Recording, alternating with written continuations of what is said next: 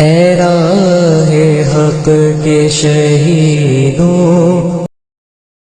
السلام علیکم ورحمۃ اللہ وبرکاتہ۔ پاک فوج پاکستان کے دفاع کے ضامن شہدائے 6 ستمبر اور شہدائے دفاع پاکستان کے حوالے سے خصوصی تحریر۔ شہید کی فضیلت: اللہ کی راہ میں شہید ہونے والے جنت کا بلند ترین درجہ جنت الفردوس پائیں گے۔ بخاری کی حدیث ہے، حضرت انس بن مالک رضی اللہ تعالیٰ عنہ سے روایت ہے کہ حضرت حارثہ بن سراقہ کی والدہ آپ صلی اللہ علیہ وسلم کی خدمت میں حاضر ہوئی اور عرض کیا، یا رسول اللہ صلی اللہ علیہ وسلم، مجھے حارثہ کے بارے میں بتائیں، وہ کہاں ہے؟ حارثہ جنگ بدر کے دن اچانک تیر لگنے سے شہید ہو گئے تھے۔ اگر وہ جنت میں ہے تو مجھے صبر آ جائے گا، اور اگر جنت میں نہیں تو میں دل کھول کے رو لوں گی۔ آپ صلی اللہ علیہ وسلم نے فرمایا، اے ام حارثہ، جنت میں درجہ بدرجہ کئی باغ ہیں اور تیرا بیٹا سب سے اعلیٰ باغ فردوس میں ہے۔ اب دیکھیں اس حدیث سے ہمیں کیا معلوم ہوتا ہے کہ جو ہمارے شہداء اللہ کی راہ میں اسلامی ملک کے دفاع میں اپنی جان کا نذرانہ دیتے ہیں، وہ جنت کے جو سب سے بہترین مقام ہے، سب سے بہترین درجہ ہے جنت الفردوس، اس جگہ پہ وہ لوگ جو ہیں رہتے ہیں۔ شہداء کی روحیں سبز پرندوں کی شکل میں ایسی قندیلوں میں رہتی ہیں جو عرش الہی سے لٹک رہی ہیں۔ شہداء کی روحیں جب چاہیں جنت کی سیر کر سکتی ہیں۔ شہداء کی روحیں دنیا میں دوبارہ آ کر شہید ہونے کی خواہش کرتی ہیں۔ مسلم کی حدیث ہے، حضرت مسروق سے روایت ہے کہ ہم نے عبداللہ بن مسعود رضی اللہ تعالیٰ عنہ سے اس آیت کا مطلب پوچھا۔ یہ سورۃ آل عمران کی آیت نمبر 169 ہے۔ جو لوگ اللہ کی راہ میں مارے گئے انہیں مردہ نہ سمجھو، بلکہ وہ زندہ ہیں اور اپنے رب کے ہاں رزق دیے جاتے ہیں۔ تو عبداللہ بن مسعود رضی اللہ تعالیٰ عنہ نے کہا، ہم نے اس آیت کا مطلب آپ صلی اللہ علیہ وسلم سے پوچھا، تو آپ صلی اللہ علیہ وسلم نے فرمایا، شہیدوں کی روحیں سبز پرندوں کی شکل میں ایسی قندیلوں میں رہتی ہیں جو عرش الہی سے لٹکی ہوئی ہیں، جب چاہتی ہیں جنت میں سیر کے لیے چلی جاتی ہیں، پھر ان قندیلوں میں واپس آ جاتی ہیں۔ ایک بار رب نے ان سے پوچھا، تمہاری کوئی خواہش ہے؟ شہداء کی ارواح نے کہا، ہم جہاں چاہیں جنت کی سیر کرتی ہیں، ہم کو اور کیا چاہیے؟ اللہ تعالیٰ نے 3 بار ان سے یہی سوال کیا۔ تب شہداء کی ارواح نے کہا، اے ہمارے رب، ہماری ارواح کو ہمارے جسم میں لٹا دیں یہاں تک کہ ہم تیری راہ میں دوبارہ قتل کیے جائیں۔ جب اللہ تعالیٰ نے دیکھا ان کی کوئی اور خواہش نہیں تو انہیں چھوڑ دیا۔ اب دیکھ لیں اس حدیث سے معلوم ہوتا ہے جو ہمارے شہداء میں ملک کے دفاع کے لیے اپنی جان دیتے ہیں، جنت میں جو ہے ان کے لیے کتنی نعمتیں موجود ہیں۔ اور اللہ تعالیٰ نے جو ان سے سوال کیا تھا نا کہ اگر ان کی کوئی اور خواہش ہے، تو انہوں نے اپنی اسی خواہش کا اظہار کیا جس وجہ سے وہ جنت میں گئی تھی، کہ اللہ تعالیٰ ہمیں دوبارہ دنیا میں بھیج، ہم دوبارہ تیرے راستے میں لڑیں، قتل ہو جائیں، یہ ہماری سب سے بڑی خواہش ہے۔ تو اب دیکھیں جو لوگ بھی ملک کے دفاع کے لیے اللہ کی رضا کے لیے جان دیتے ہیں، ان لوگوں کو جو ہے اللہ تعالیٰ کتنا زیادہ اجر دیتا ہے۔ اب دیکھیں وہ جہاں چاہتی ہیں جنت میں سیر کرتی رہتی ہیں، اور آپ سوچیں مرنے کے بعد ان کو پھر اور اس سے زیادہ اور کیا کیا جو ہے اللہ تعالیٰ نعمتیں جو ہیں وہ دیں گے۔ شہادت کے وقت خون بہتے ہی شہید کے سارے گناہ معاف ہو جاتے ہیں۔ شہید کو شہادت کے وقت جنت میں اس کا مقام دکھایا جاتا ہے۔ شہید قیامت کے روز اپنے قریبی رشتہ داروں میں سے 70 افراد کی سفارش کر سکے گا۔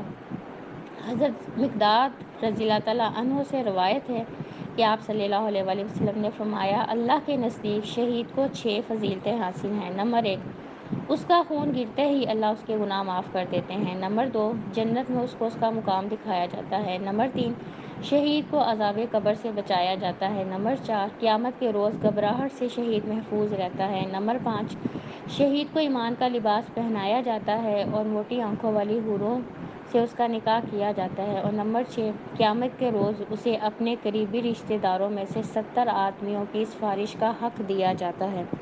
اب یہ ابن ماجہ کی حدیث ہے۔ اب دیکھ رہے ہیں 6 فضیلتیں ہیں اور ہر فضیلت دوسری سے زیادہ ہے، کہ جو بھی اللہ کے راستے میں اپنے ملک کی حفاظت کے لیے اپنی جان کا نذرانہ دیتے ہیں تو نہ انہیں قبر میں عذاب ہوگا، نہ انہیں قیامت والے دن گھبراہٹ ہوگی، وہ اپنے قریب کے رشتہ داروں میں سے 70 لوگوں کی جو ہے وہ جو ہے اللہ تعالیٰ سے سفارش کر سکیں گے۔ پھر اس کے علاوہ ان کی جو ہے موٹی آنکھوں والی حوروں سے 72 آتا ہے ایک جگہ حدیث میں، ان سے اللہ تعالیٰ جو ہے نکاح پڑھا دیں گے، اور جیسے ہی ان کا خون کا پہلا قطرہ زمین پہ گرے گا، اس شہید کے اللہ تعالیٰ سارے کے سارے گناہ معاف کر دیتے ہیں، اور مرتے وقت اس کو جنت میں اس کا مقام بھی دکھایا جاتا ہے۔ تو اب دیکھ لیں کتنی اس حدیث سے پتہ چلتا ہے جو ہمارے شہداء کی کتنی زیادہ فضیلت ہے۔ شہید کی آمد کے روز اس حال میں آئے گا کہ اس کا خون تر و تازہ ہوگا، جس سے کستوری کی خوشبو آ رہی ہوگی۔ بخاری کی حدیث ہے، حضرت ابو ہریرہ رضی اللہ تعالیٰ عنہ سے روایت ہے کہ آپ صلی اللہ علیہ وسلم نے فرمایا، اس ذات کی قسم جس کے ہاتھ میں میری جان ہے، جو شخص اللہ کی راہ میں زخمی ہو، اور اللہ خوب جانتا ہے کون اس کی راہ میں زخمی ہوا ہے، وہ قیامت کے روز اس حال میں آئے گا کہ اس کے خون کا رنگ تو خون جیسا ہی ہوگا، لیکن اس سے کستوری کی خوشبو آ رہی ہوگی۔ بخاری کی حدیث۔ آپ دیکھیں یہ کستوری جو ہے نا، یہ بہترین خوشبو جو ہے اس ٹائم پوری دنیا میں، اور اب دیکھیں اس کا خون کا رنگ تو وہی ہوگا جیسے ہمارا ریڈ کلر کا بلڈ ہوتا ہے، مگر اس سے جو خوشبو ہے وہ کستوری کی آ رہی ہوگی۔ اور دیکھیں وہ سب سے بڑی بات، جب وہ قیامت والے دن اللہ کے حضور پیش ہوگا تو جو زخم اسے لگے، جیسے دنیا میں اس کا خون زخموں سے بہتا ہے، اسی طرح قیامت والے دن بھی اس کے زخموں سے خون ویسے ہی بہہ رہا ہوگا۔ شہید شہادت کے بعد سیدھا جنت میں جاتا ہے۔ بخاری کی حدیث سے حضرت مغیرہ بن شعبہ رضی اللہ تعالیٰ عنہ کہتے ہیں، ہمیں آپ صلی اللہ علیہ وسلم نے اپنے رب کے اس پیغام سے آگاہ کیا کہ ہم میں سے جو شخص اللہ کی راہ میں قتل کیا جائے گا وہ جنت میں جائے گا۔ قرض کے علاوہ شہید کے سارے گناہ معاف کر دیے جاتے ہیں۔ مسلم کی حدیث سے حضرت عبداللہ بن عمر بن عاص رضی اللہ تعالیٰ عنہ سے روایت ہے کہ آپ صلی اللہ علیہ وسلم نے فرمایا، اللہ تعالیٰ قرض کے علاوہ شہید کے سارے گناہ معاف کر دیتے ہیں۔ تو اس حدیث کو ضرور تمام لوگوں کو یاد رکھنا چاہیے جو ملک کے دفاع میں اپنا حصہ ڈال رہے ہیں، کہ اگر ان کے ذمہ کوئی قرض ہے تو انہیں کوشش کرنی چاہیے کہ اپنی زندگی میں اس قرض کو اتار دیں، اور ایک وصیت بھی لکھ کے رکھ دینی چاہیے کہ اگر وقتی طور پہ وہ قرض کسی کو واپس نہیں کر سکے، دیکھیں زندگی اور موت کا تو کسی کو بھی پتہ نہیں ہے، اور جو اس پروفیشن سے تعلق رکھتے ہیں، جو ہمارے آرمی کا ہے، اس میں تو اور زیادہ رسک پہ وہ چل رہے ہوتے ہیں، تو اس لیے انہیں ضرور ایک وصیت لکھ کے رکھ دینی چاہیے، یا اپنی فیملی ممبرس میں سے ایک دو لوگوں کو بتا دینا چاہیے کہ فلاں لوگوں کا میں نے اتنا قرض دینا ہے۔ وہ اس وجہ سے کہ شہید کے خون کا پہلا قطرہ گرتے ہی سارے کے سارے اس کے گناہ معاف ہو جاتے ہیں، لیکن اس حدیث کے مطابق جو شہید ہے اس کا جو قرض ہے نا وہ معاف نہیں ہوگا۔